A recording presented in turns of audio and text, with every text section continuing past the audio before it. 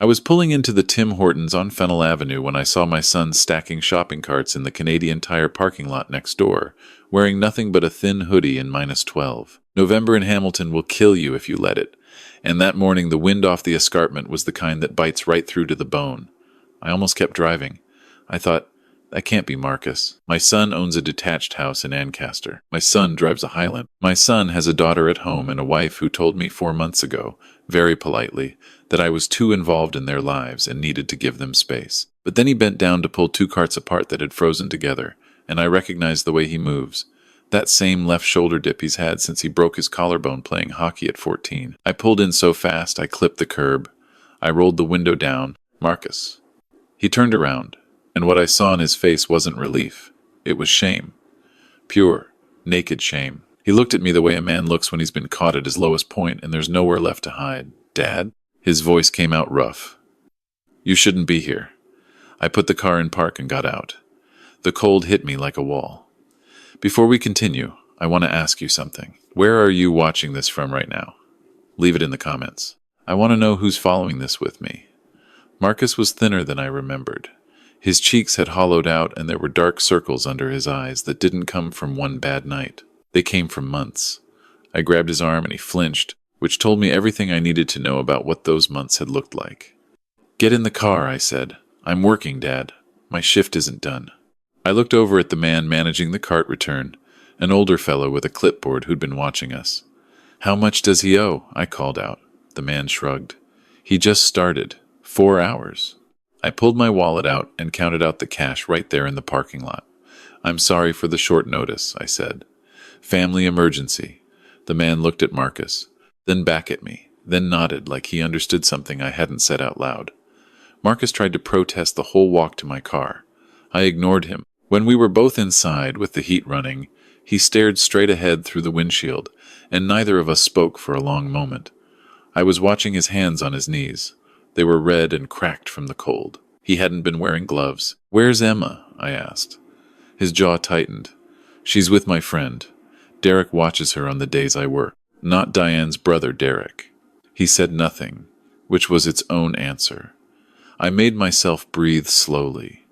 My doctor has been telling me for 2 years that I need to manage stress carefully. 67 years old. A stent put in 3 winters ago, and a standing prescription for blood pressure medication I pick up every month at the Shoppers on Upper James. Stress is the word my cardiologist uses the way other people use the word poison. But sitting in that car, looking at my son's cracked hands and hollow face, calm was not something I had access to. Tell me everything, I said.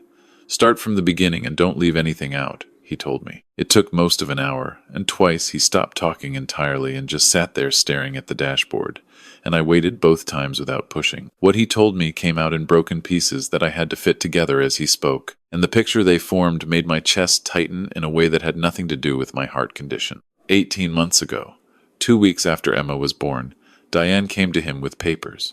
She told him it was a family financial plan, something her mother Carol had suggested, a way to consolidate their assets and make sure everything was properly organized now that they had a child. She said Carol knew a financial planner. She said it would protect Emma's future. Marcus was exhausted and running on almost no sleep, the way new fathers are, and Diane handed him the pen and pointed to the signature lines. He signed a power of attorney, full authority over property and finances. I closed my eyes for a moment. Within 3 months, the house was transferred. The house I'd helped him buy, the down payment that came from 35 years of my own savings, gone into an account controlled by Diane and Carol. The Highlander sold. His RRSP cashed out, which cost him the early withdrawal penalty on top of everything else. About $160,000 gone after the tax hit. The joint checking account emptied. His name was removed from the utilities. By the time Marcus realized what had happened, the locks had been changed. She told him he could see Emma on the days Carol wasn't busy. She told him if he went to the police, she'd say he was unstable. She told him she had all the paperwork. Everything was legal. Everything he'd signed. And if he tried to fight it, her brother Derek would back her up about the times Marcus had supposedly lost his temper. None of it was true, but she had documents and Marcus had nothing. He'd been sleeping on a friend's couch in Stony Creek for 4 months, working cash jobs wherever he could find them. Seeing Emma twice a week on Diane's schedule, in Diane's house, with Carol present the whole time. Why didn't you call me? I said. He looked at the window. She told me you'd get yourself worked up and end up back in the hospital. She said the stress of it could kill you, Dad. She said you were fragile. I noticed she'd used the same word with me. Too involved. Give them space. She'd been managing distance between Marcus and me for months before this happened, making sure there was no one he could call when it fell apart. I drove to my friend Alan's place in Dundas. Alan Kowalski, who I've known for 32 years, who was my neighbor when Marcus was in diapers, who has a spare room he's been telling me to use whenever I need it since his wife passed 3 years ago. I called ahead and Alan had the door open before I finished parking. He took one look at Marcus and put the kettle on without being asked. That first night I sat at Alan's kitchen table after Marcus fell asleep and I made a list. Not an emotional list. A practical one. I needed a lawyer who understood Ontario family and property law. I needed someone who could trace financial transactions. I needed to know exactly what had been signed, when, and whether any of it could be undone. I called Patrick Brennan at 7 the next morning. Patrick and I had served on the board of a community health center together for 6 years before I retired. He's one of those lawyers who never really stops working, which is why I wasn't surprised when he answered on the second ring. "Tell me you're not calling to chat," he said. I told him everything I'd heard from Marcus. Patrick listened the way good lawyers listen, which is quietly and without interrupting, and I could hear him writing. When I finished, he said, "First thing, we need to verify the POA document itself. In Ontario, a power of attorney for property has to follow specific rules under the Substitute Decisions Act. It needs 2 witnesses who aren't the grantor's spouse or partner, and neither witness can be the attorney named in the document. If Diane witnessed her own POA or Carol witnessed it, the whole thing is invalid on its face. I hadn't known that. But I wrote it down. Second thing," Patrick continued, "the RRSP withdrawal. If Marcus didn't personally authorize that in writing with his financial institution, that's not just civil fraud. That's a criminal matter. How long will this take?" He paused. "That depends on what we find. Get me copies of everything Marcus remembers signing, any bank statements he still has access to, and get him to write down every detail he can remember about the day he signed that POA. Specific words Diane used. Specific promises made. The setting, who was present, what he was told it was for.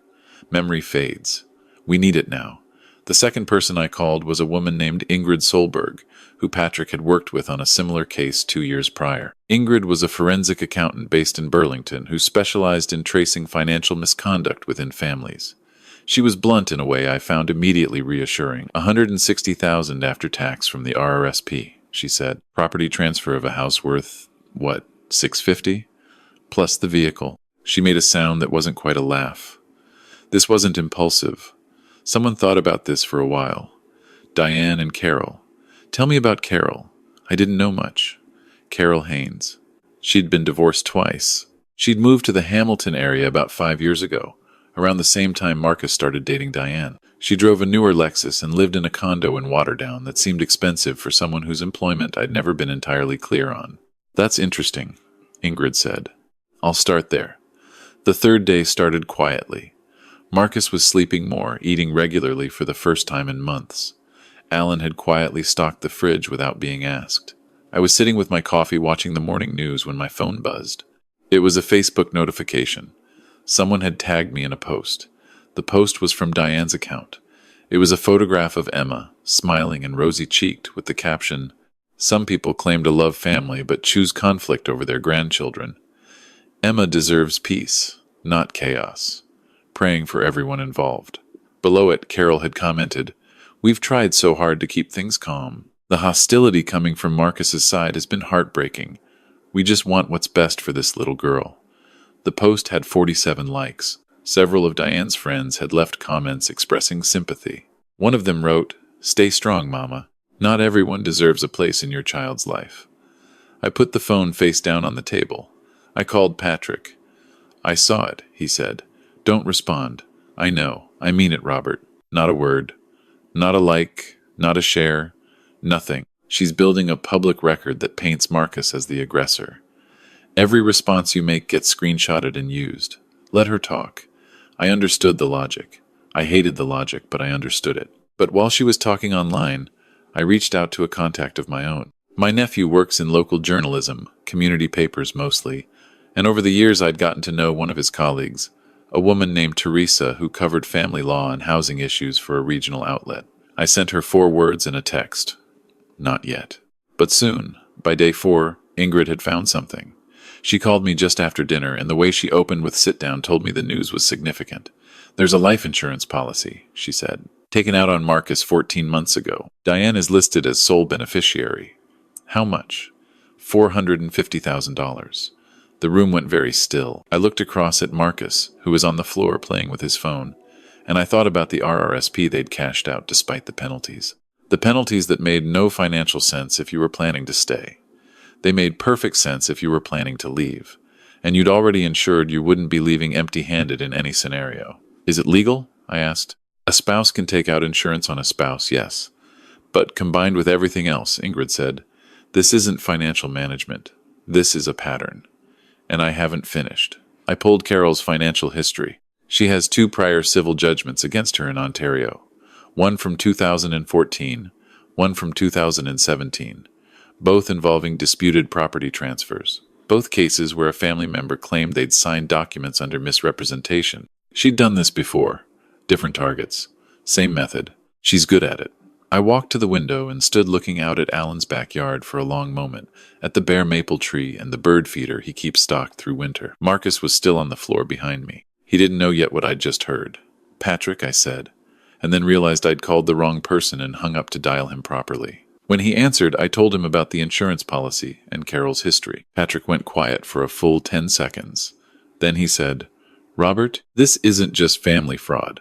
The pattern of financial control, the isolation from family support, forcing him out of the home, the insurance policy with him as the insured and her as the sole beneficiary. I need you to call the Hamilton Police non-emergency line tomorrow morning. Not to file a report yet, just to have a preliminary conversation about the pattern of events. I want there to be a record that we initiated contact before anything else happens. What about the POA? Can we challenge it? I've been looking at this. Ingrid found the name of the notary who witnessed it. He's a retired paralegal Carol has used before. In Ontario, the attorney cannot be a witness to their own POA. Carol's name is on the document as a secondary attorney. Whether she was present as a witness is something we're going to find out tomorrow morning when I request the original filing. That night, I sat with Marcus at Alan's kitchen table and I told him what we'd found. Not all of it. I told him about the POA challenge and the probability of it being improperly executed. I told him about Carol's history. I didn't tell him about the insurance policy. Not yet. He had enough to carry. He sat quietly for a while after I finished. Then he said, I knew something was wrong when she made me use her lawyer. She said it would save money to use 1 lawyer instead of 2. I didn't think about why she'd want that. You were 2 weeks out from becoming a father for the first time, I said. You were thinking about your daughter, he looked at the table. You warned me about her. 2 years ago, you said something felt off, that she asked too many questions about the house. She did, and I told you that you didn't trust anyone I brought home. You were right about that too. I should have found a better way to say it. He looked up at me. I lost everything you helped me build. I put my hand on the table close to his. I didn't build those things for me. The house is just a house. The money is just money. You're my son. Emma is my granddaughter. Those are the things I can't replace. He pressed his fingers against his eyes and didn't say anything for a moment. Then, what do we do now? We set a trap, I said, and we do it tomorrow. I called Diane that evening from my own phone, which I knew she probably wasn't expecting. I'd been out of reach for 4 days. She answered on the 3rd ring, her voice careful and measured, the way it always got when she was deciding how much to reveal. Diane, I said, I've been thinking about what you said to me back in the summer, about staying out of things. I think you were right. I got too involved. I'd like to sit down with you and Carol, maybe somewhere neutral, and talk about what's best for Emma. I'm not interested in conflict. I just want to see my granddaughter. A pause. Then, I think that would be very mature of you, Robert. Mom and I could meet Thursday. How about coffee culture on Locke Street, I said. I go there on Thursdays anyway. 11 o'clock? She said yes. I hung up and texted Patrick. Thursday 11, coffee culture on Locke. They're coming. He texted back, I'll be there. You won't see me. Thursday morning was clear and cold, the kind of bright November day that looks warmer than it is. I arrived early, ordered a dark roast, and chose a table near the window where the ambient noise from the espresso machine would cover anything that wasn't said directly to me. I was wearing a button-down shirt and my winter jacket, and in the breast pocket of the shirt was my phone, recording app open, propped at an angle that Patrick had suggested after testing it twice in Alan's kitchen the evening before. Diane arrived at 11:05 with Carol behind her. Carol was wearing a wool coat I recognized as expensive, and she had the air of someone who considered this meeting an inconvenience rather than a confrontation. They sat down across from me without taking off their coats, which told me they didn't plan to stay long. "Robert," Diane said with a smile that didn't reach her eyes, "I'm glad you reached out. I think this is the right thing." I made my voice tired, deflated. The voice of a man who's decided it's not worth fighting. "I've been doing a lot of thinking," I said. "I spoke to Marcus. I understand there were problems. I'm not here to take sides. I just want to understand what happened." Carol leaned forward slightly. "The house was always going to be a point of tension," she said. "When you gift a property to your son, it becomes a marital asset. That's just how Ontario law works. Everything that was done properly and legally. Marcus had full opportunity to seek independent advice. He was 2 weeks from becoming a father," I said quietly. Carol waved her hand. "People make decisions all the time. You can't sign something and then claim you didn't understand it because you were tired." "And the savings account?" I asked. "The 160,000? Diane folded her hands on the table. "We had household expenses, investment decisions." Marcus understood that Diane's voice had taken on a firmer edge. "Everything was managed jointly. With your mother as the financial authority under the power of attorney," I said. Carol met my eyes. "Marcus gave Diane that authority because he trusted her. That's what marriage is." I looked down at my coffee. "And the Highlander?" "Also a marital asset," Carol said. "It was sold to cover debt." "What debt?" Carol smiled. "Robert, I understand this is hard for you. You're a father. You want to protect your son. But Marcus made choices. He signed documents. He had every opportunity to read what he was signing. We're not responsible for his decisions." I nodded slowly. "And Emma, when can I see my granddaughter?" Diane's expression softened into something that was supposed to look warm. "We've never wanted to keep Emma from her grandfather, Robert.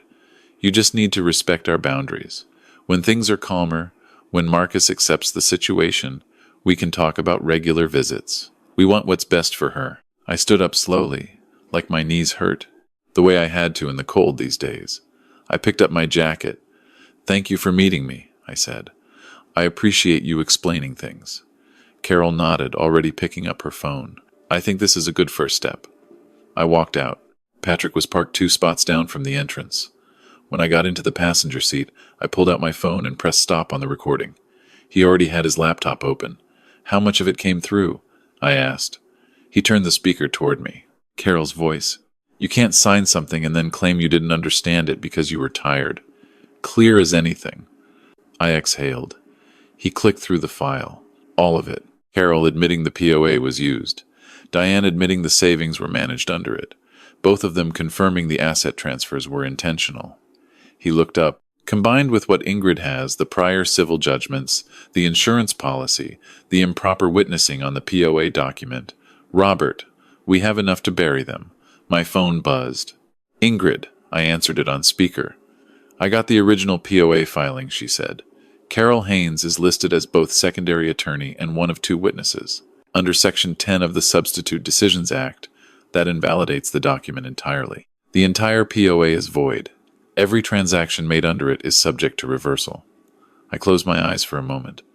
"And I just spoke to an investigator at the Hamilton Police Financial Crimes Unit," Ingrid continued. "I've referred this file between the pattern of prior conduct, the fraudulent witnessing, the RRSP liquidation without direct authorization from Marcus's financial institution, and the insurance policy. They're opening a preliminary investigation." Patrick put his hand on my shoulder briefly. "You did it, Robert. We're not done yet," I said. "Emma's still in that house." The meeting in Patrick's office happened on day 11. I sat to the side while Patrick and Ingrid were at the table. Marcus was not there. I'd asked him to stay at Alan's, and he hadn't argued, which told me he trusted me more than I deserved after 4 months of not being there when I should have been. Diane came in alone. Carol had apparently decided at the last minute not to attend, which Patrick told me later was a very revealing choice.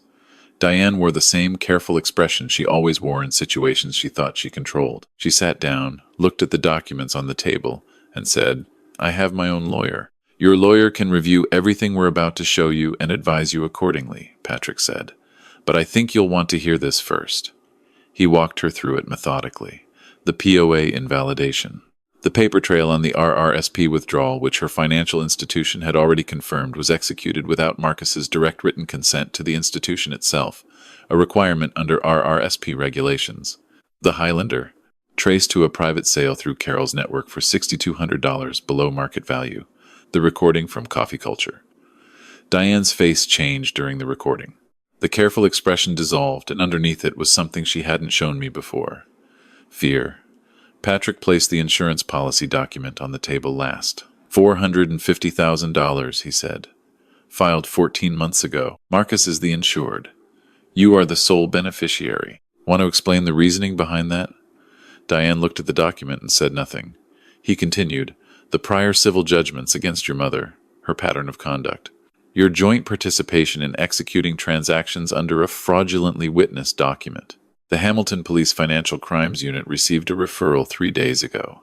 Whether this becomes a criminal matter involving you or solely your mother depends largely on the cooperation you demonstrate starting today. She looked at the table for a long time. Then she said, What do you want? Patrick slid a one-page summary across the table. The house transferred back to Marcus's name. The Highlander replaced with equivalent value. Restitution of the RRSP funds, including the early withdrawal penalties, which were a direct consequence of the fraudulent liquidation. A consent order confirming Emma's primary residence with Marcus pending a proper family court process. And Carol Haynes to provide a full written account of both prior civil matters and her role in this one for the police investigation. Diane picked up the summary. Her hand wasn't entirely steady. She looked at me for the first time since sitting down. Did Marcus put you up to this? No, I said. Marcus didn't even know I was doing most of it. She was quiet.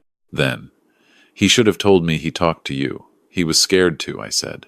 You used his father's heart condition as a reason to keep him isolated. You told him the stress could kill me. That was the thing that kept him from calling. Not embarrassment. Fear for me. Her jaw tightened. He's my son, I said. I'm supposed to be the one worrying about him, not the other way around. She looked back at the summary. She didn't say anything for a while. Then, I need to call my lawyer. That's your right, Patrick said. But I want you to understand that the police referral moves forward regardless. The only thing that changes, based on your decision today, is whether the civil process is contested or cooperative. She stood up and walked to the door. Before she left, she paused with her hand on the frame. Carol planned most of it, she said. I want that on record, Patrick nodded. It will be. She left. I sat in the chair for a moment without moving. Patrick began organizing the documents. Ingrid was already on her phone in the corner. I looked out the window at Barton Street below, at the ordinary Thursday afternoon traffic, the people walking to their cars, the buses going by, everything moving the way it always does, regardless of what happens inside law offices. My phone buzzed. A text from Alan. Marcus is teaching Emma to stack blocks. She keeps knocking them down on purpose. Kid has got a real future. I put the phone down on the table and let myself breathe for the first time in 11 days. It wasn't fully over. These things never are, not right away. There were 3 more months of legal process, of documents filed and negotiations conducted, and court dates scheduled and rescheduled. Diane cooperated, partly. Carol did not, at first. And then when the police investigation formalized, she changed her approach considerably. Her lawyer negotiated. Ingrid's documentation was described by the Crown as unusually thorough. The house was returned to Marcus's name in February. The restitution for the RRSP came through in partial installments negotiated as part of the civil settlement. The Highlander was replaced by a comparable vehicle after the court valued the original sale as fraudulent. Carol faced charges on 2 counts under the criminal code, and the prior civil judgments made her sentencing options narrow. Diane received a conditional discharge contingent on cooperation and a prohibition from acting as anyone's power of attorney for property for a period of 10 years. Marcus got shared custody, formalized through the court, with a schedule that gave Emma stability and gave him his daughter back on his own terms. Not Diane's terms, not Carol's terms. His. Teresa published the story in late March. She'd been patient about it, which I appreciated. The piece focused on how easily a power of attorney can be misused in Ontario and what protections exist under the Substitute Decisions Act when the document is improperly witnessed. She didn't use full names, but she didn't need to. The detail was enough. Patrick sent me a note afterwards saying he'd already received calls from 2 families who recognized the pattern and needed help. It was a Thursday morning in April when I drove past the Coffee Culture on Locke Street on my way to pick up Emma for the afternoon. The light at the corner of Locke and Aberdeen turned red, and I sat waiting for it to change. Out of habit, I glanced to the side. There, on the plaza sidewalk near the entrance to the strip mall, was Carol. She was holding a handwritten sign. Her Lexus was nowhere in evidence. The wool coat had been replaced by something thinner. She looked smaller than I remembered, the way people do when you stop being afraid of them. Beside her, sitting on a folding chair, was Diane. I watched them for a moment. Carol looked up, and our eyes met through the windshield. She recognized me. I could see it. She held my gaze for a second, then looked away. The light turned green. I drove away. Not with satisfaction exactly, more with the feeling of something completed. The way a long sentence ends when you finally found the right word. I'd thought I would feel something larger at that moment, but what I mostly felt was the specific quiet of a morning in April in Hamilton, the smell of the lake coming off the bay, the sound of the radio playing something I half recognized, and ahead of me a 20-minute drive to my son's house where my granddaughter was going to hear the knock on the door and come running across the floor in her socks. Marcus had moved into a smaller place in Waterdown, rented for now, and by his own choice. He'd said he wanted to build the next house himself, on his own foundation, and I understood that. Some things you need to do yourself to believe they're real. When I knocked, I heard her before I saw her. The sound of small feet on hardwood, and then the door opened and Emma was there, 20 months old and very serious about the business of showing me a toy she'd found somewhere, a small green frog with a squeaky belly. I crouched down to her level and took it when she offered it. "Grandpa," she said very clearly. Her first attempt at the word had been about 3 weeks prior, and she'd been refining it since. "That's right," I said. "That's me." She squeezed the frog's belly so it made a sound, then laughed at her own joke. Marcus appeared behind her in the doorway, coffee in hand, unshaved, wearing the same sweater he'd been wearing the morning. I found him in that parking lot, but wearing it differently now. Not like armor against the cold, like a man who was home. "You two coming in?" he said. I stood up and Emma grabbed 2 of my fingers with her whole hand and walked me through the door, and I thought about what I'd told Marcus at Alan's kitchen table in November, about houses and cars and money and the things that actually can't be replaced, and I thought about how long it can take to understand something you already know. I'd told him the truth. I'd always believed it. But standing there in his small rented house on a Thursday morning in April with his daughter's hand in mine and the sound of the kettle starting somewhere in the kitchen, I understood it the way you only do when you've come close enough to losing something, that you can feel the weight of having it back. Everything else is just furniture. This is the whole house. If there's someone in your life right now who you haven't been able to reach, a son, a daughter, a friend, someone who's been quietly keeping their distance in a way that doesn't quite make sense, don't wait for them to come to you. Sometimes the people who need help the most are the ones who've been told that asking for it will hurt you. Reach out. Make the drive. Stop at the red light. You never know what you'll find there. And if this story meant something to you, please leave a comment and let me know where you're watching from. Stories like this one survive because people share them. If you know someone who needs to hear it, pass it along. Take care of each other out there.